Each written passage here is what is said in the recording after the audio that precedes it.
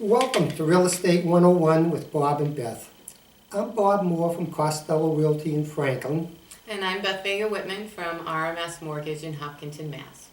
and today we're here to talk about getting your home ready to sell. So Bob, what are the steps involved in getting your house on the market and ready to sell? Well, the big steps are: one, curb appeal; two, you want to declutter, clean, neutralize, and update.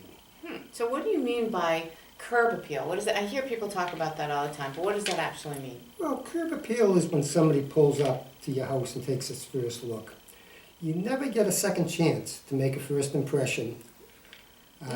You want your home in tip-top condition, because a home in tip-top condition is going to bring tip-top price. All right, so what can someone do to the outside of their house to make it more appealing and make that curb appeal, spot on?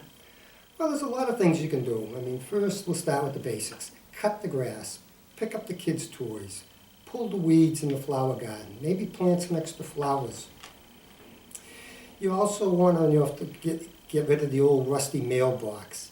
If the house has mold or mildew on it, like a lot of houses that has vinyl siding do, bring somebody in, power wash it. It's going to make a big difference. It's going to look nice and clean.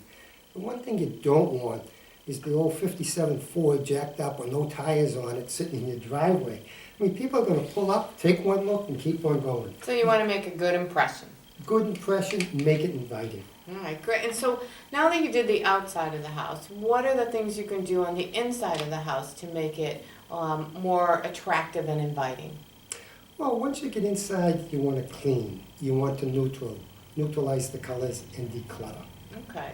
So clean's pretty obvious. You want to actually, even if you hired the maids to come in and do a big cleaning for you. Right, you can do a lot of it yourself. Things you will say you don't like to do is washing windows inside and out. And I know when I wash windows that they look worse probably when I get done than when they started. I got streaks everywhere. If I was bringing somebody in that was selling my house, I'd definitely bring somebody in. And the things you don't want to do, have them clean the windows so they look spick and span and you can see out. Yeah, so you want everything to look as clean as possible. Absolutely. Just like it's as new as possible, you can make it. Mm-hmm. And what do you mean by declutter?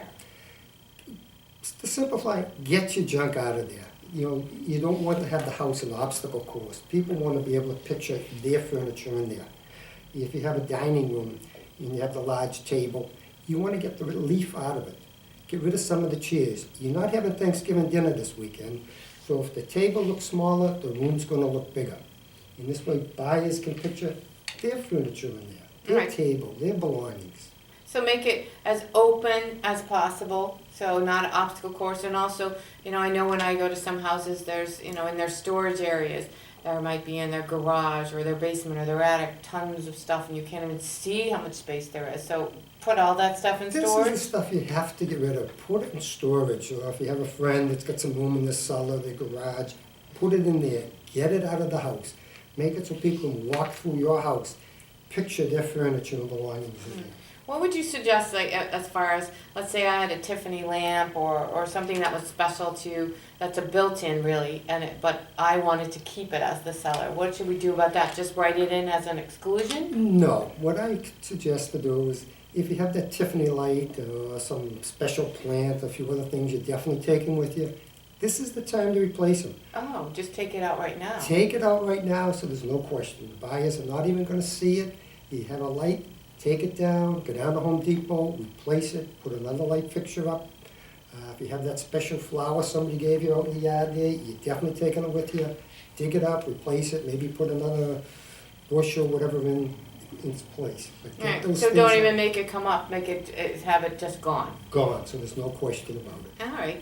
Now, what do you mean by neutralize? I know you said that, but does that mean neutralize as far as, depersonalize, or do you mean neutralize as far as neutral colors? Well, I mean both. This is the time you want to take down the pictures, the family pictures, your wedding pictures. The buyer's coming in, he wants to picture his pictures being up on the wall, not yours. He's trying to picture it as his home. You want to get the knickknacks off the refrigerator. The kid's got some crazy color room upstairs, purple and green. This is when you want to paint it a neutral color. You can get a gallon of paint down at Home Depot for $25, $30. You have a light beige or something.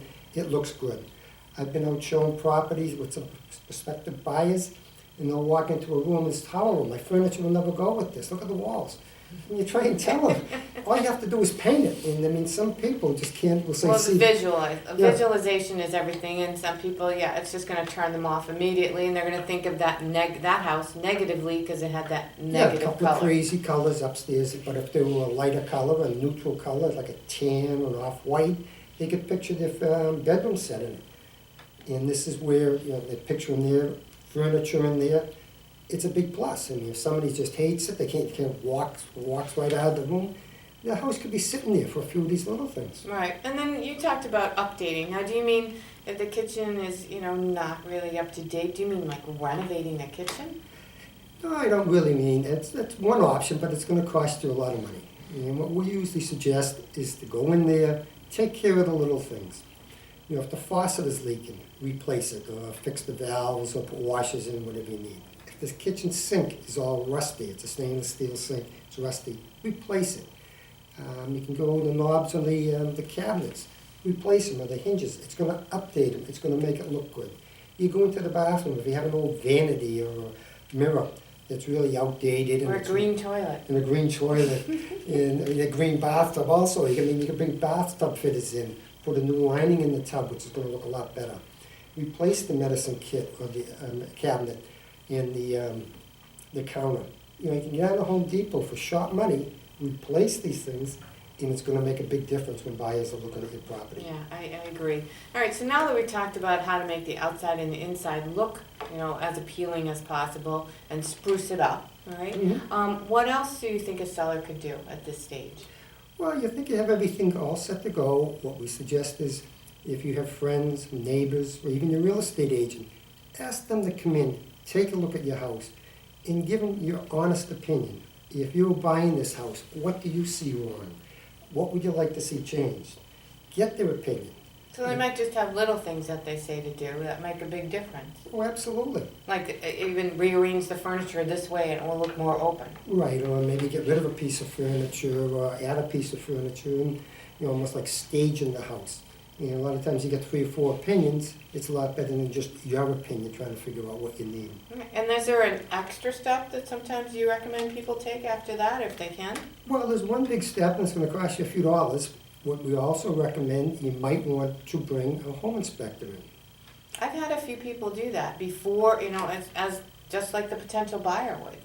Because once a buyer puts an offer in on your house and it's accepted, the next thing in line, he's going to bring a home inspector in, and they're going to go through the house.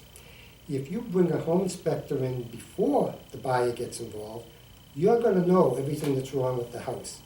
If he tells you the boiler is old, it needs to be replaced, this is the time you might want to consider replacing it. Also, the roof could be gone, or the hot water heater could be good for 5 years, and it's 8 years, it's past its lifetime.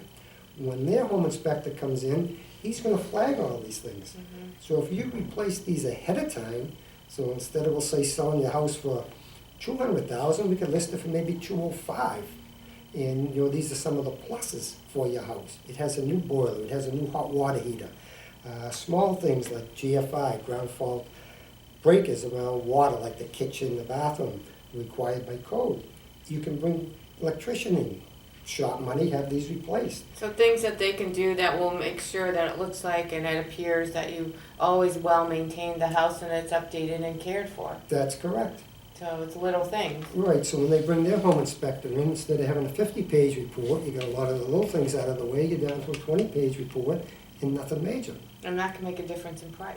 That can make a difference in price, and it's again, And time. a and home in the best marketability. condition is gonna sell. If somebody else has the old boiler that's ready to croak and other problems there, it could sit there.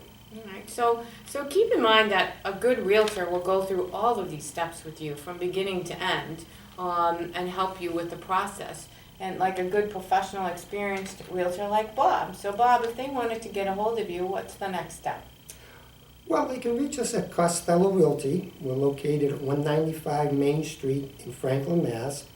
The phone number there is 508-528-0083, or you can check out our website, thearmstrongteam.net. I work with my partner Shelley Armstrong, and we'd be happy to come out, take a look at your house, tell you what we think it'd be worth for selling it. We'd be happy to make suggestions and kind of just go through the whole selling process with you. And of course, there's no obligation on this. Right. And if you wanted to meet me, or if you had any kind of financing questions, you can call me, or actually the best way to reach me is at RMS Mortgage, and I'm the branch manager in Hopkinton, Mass. And I think that's going to lead into our next show. Beth, we're going to talk about when you have your home and you want to upgrade, how do you go about it? How do you have to sell your house first? Can you get what they used to call a bridge loan? It's a little bit trickier nowadays. So yeah, we'll walk through the steps of what they should really be doing simultaneously with getting ready to sell and market the house, is how to set up the financing stage for one transition to the other as well. And this is a very big step nowadays, so definitely watch us for our next video. All right, thanks. Thank See you you. next time. Thank you. I think that